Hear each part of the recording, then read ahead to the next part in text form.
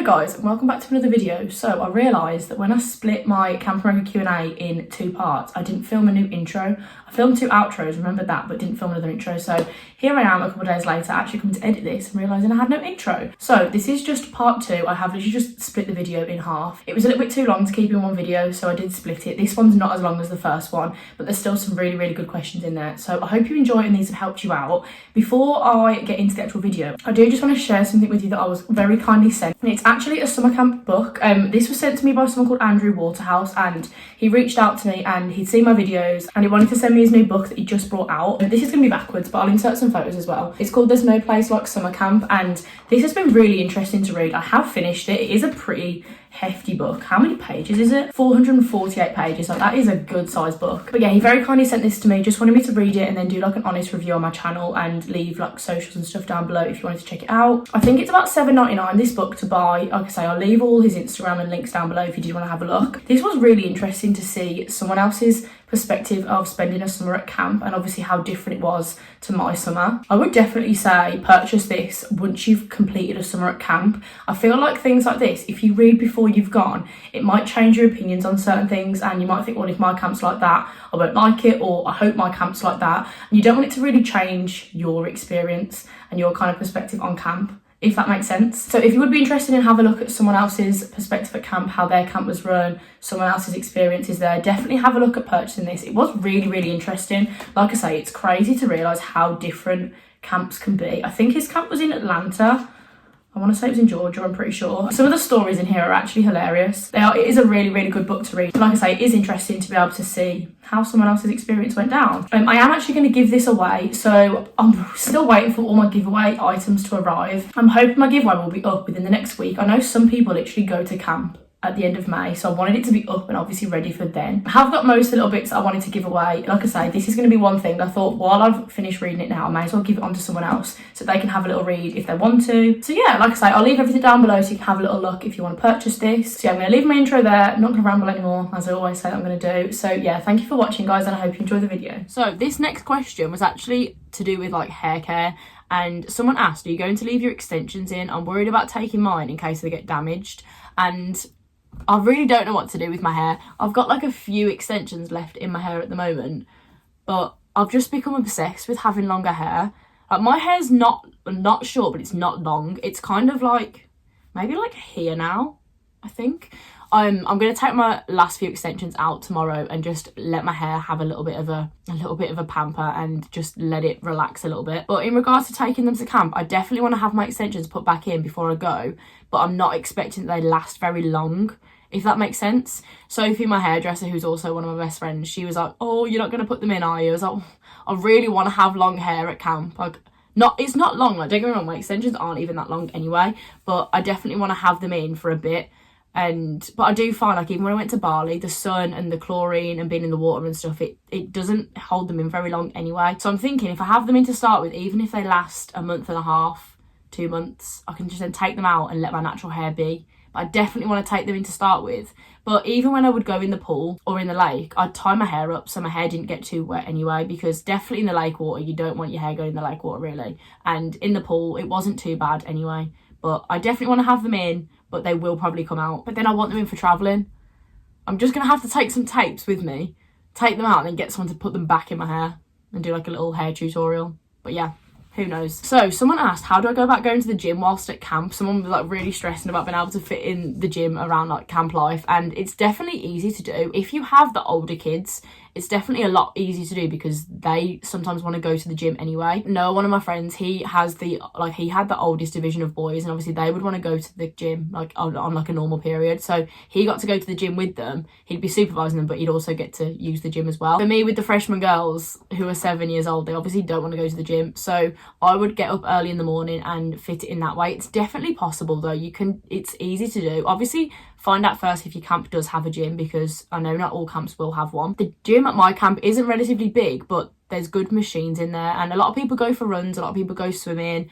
I would go down to gymnastics and do some yoga and stuff like that. So there's definitely a lot you can do, and you can stay very active. And don't get me wrong, you stay active regardless. Like, I don't think I'll end up going to the gym too much this summer because I remember how tired I was like after my second summer, and I was trying to force myself to go to the gym and it just wasn't working for me. I'd set my alarm and wake up at like 6 a.m. and just like, no, I need to sleep. And as long as you listen to your body and you know when you need a rest and when you are able to get up and go and work out, that's fine. But no, it's definitely possible. Don't worry if you're thinking, oh, how am I going to keep up with my gym routine? How am I going to keep up with this? It's definitely easy to do. So next question is, should I bring my own towels? And I definitely say bring like a beach towel. Camp do provide like normal towels like for shower hour and stuff, but you wouldn't take those towels off on like a day off with you. So have like a beach towel that you can take that's your own, and you can obviously you can use that round camp and use that in the shower anyway, but they do provide towels, but you do need one to take for days off with you. So next question is, how do you sort transport for time off? And again, I've touched on people having cars. A lot of the time you'll either get a lift with someone if you can get into someone's car, or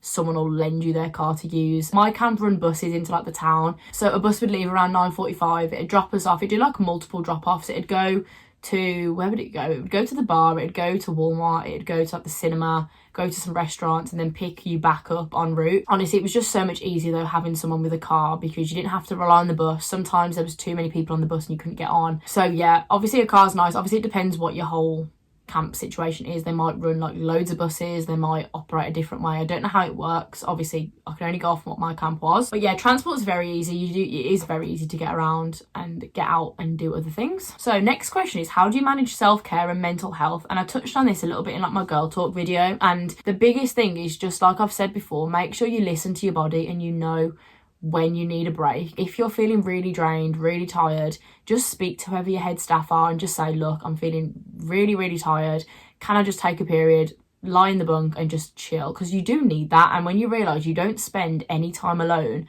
for about 3 months, like it is hard. So as long as you listen to your body and you know when you can actually put yourself out there and do lots of things and be really energetic, but also make sure you take the time for yourself. Have some relaxing nights off. Like if you don't want to go out, don't go out. If you feel like it's too much for you, don't do it. And in rest hour, like I've said, we would go and like have like a full on rest hour. We'd be able to like, sometimes we'd just go and take a nap, or we'd go and like do each other's hair or paint nails or do anything, just chill, play games. So you can relax. Like I think people just think it is very full on, and it is, don't get me wrong, but you do have the time to relax and chill out when you need to. And like I say, people know that it's hard, so people aren't going to be like, no, you need to make sure you're up at this time, you're doing this. If you need a break, you can take one. So just talk to whoever it is that you need to talk to about having an hour or two off and just chilling out, and just listen to your body and know when you need a break. So next question is, best way to get from the airport to New York? And this will depend completely on what airport you're flying into. If you're flying into Newark, I think the best way is to get on the train. They do something, I think it's called an air track or an air tram, I'm sure, unless I'm thinking of the wrong thing. But we used to go from Newark, and you could go from the airport into New York, I'm pretty sure. Can't remember where it would take you, but if you're at JFK is right in the centre of New York anyway. So I've just actually had a look to see what the best way is to go. So if you fly into JFK, you have to get the air tram over to the different JFK airport, and then from there you can get a train right into the centre of New York. So it's pretty central, and it takes about 40 minutes. Oh, Newark's actually closer than JFK to get into New York. I did not know that, because Newark's actually classed as New Jersey, but it's 30 minutes in a car. So to be fair, I mean, say taxi, it's obviously a nightmare getting a taxi right into New York. It's longer to get transport from Newark than it is JFK. But again, you have to get on, you just get on trains. So it's pretty straightforward. So yeah, just have a look. Whatever airport you're flying into, it is quite easy to get into New York. I remember, like, I've done it a few times now, and it's really straightforward. So again, it will depend. Like, my camp are going to pick us up from the airport this year. So only if we fly into Newark, though. They're not doing it from JFK, because like I say, you have to drive through the city to get to JFK. So Newark's more on the outskirts, like it's the right side for us to get to camp. So yeah, it depends what your camp's like whole protocol is on whether they're going to pick you up or whether you have to get the bus, or how it all works. So next question is, what's the average age of counsellors, and how old were you when you went to camp? So average age it's definitely between like 18 and like 26. I was 19 when I first went to camp, then I was 20, and now I'm going to be 23 going, which is crazy to think that this is the first time I've been in America over 21, which is mad. But no, so many different ages. Like, one of my best friends at camp was 26, and that's what's funny, age doesn't matter at camp. Like, an 18-year-old could be best friends with a 25-year-old, because it doesn't matter how old you are at all, and that's what I love about it. So someone's actually asked for like a rundown of what I put on my application. So I'm assuming this is someone that's asking about next summer. These are all kind of videos that I'm going to film as soon as I'm back from camp. I feel like obviously now it's not going to be too useful because people aren't applying now, because most camps are either fully staffed and everyone's either got their place ready to go. So I'm definitely going to do like an application video. I think I kind of started all these videos at the wrong time. They needed to be a little bit earlier to be really beneficial to most people. So I'm definitely going to do like an application video and kind of go through good things to put in your application, top tips on what to put in, and just how it all works. So look out for that towards the end of the summer, because that'll come more in handy for people applying for next year anyway. So someone actually asked, what do you need when you go to the club? Like, do I need nice trainers? And you don't go to the club at camp.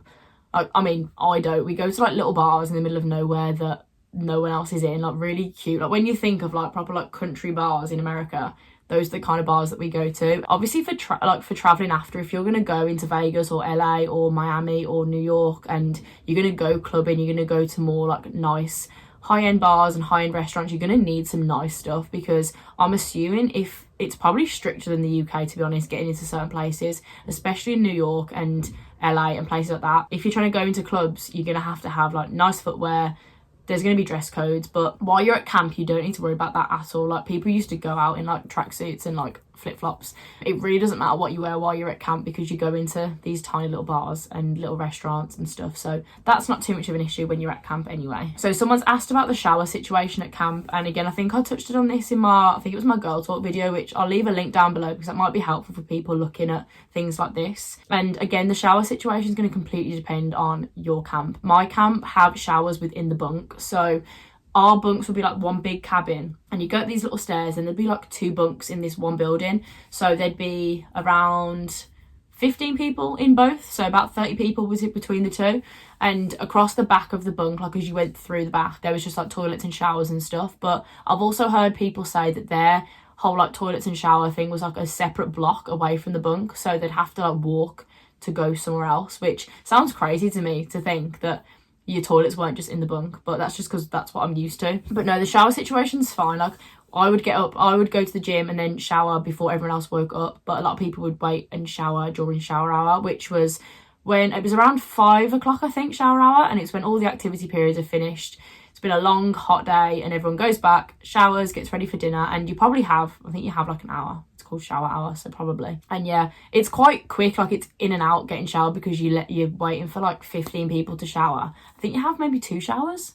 It's 2 in each, so like 4 showers between like 30 of you. Yeah, make sure you've got some shower shoes, take some like shower flip-flops, because the showers can get pretty gross, and all the kids and everyone will come with like shower flops. So make sure you've got something to wear in the shower on your feet, because yeah. So next question is, how much money should I take? And this is going to, again, completely vary. You don't spend a lot of money at camp, so you don't need a lot of like disposable money.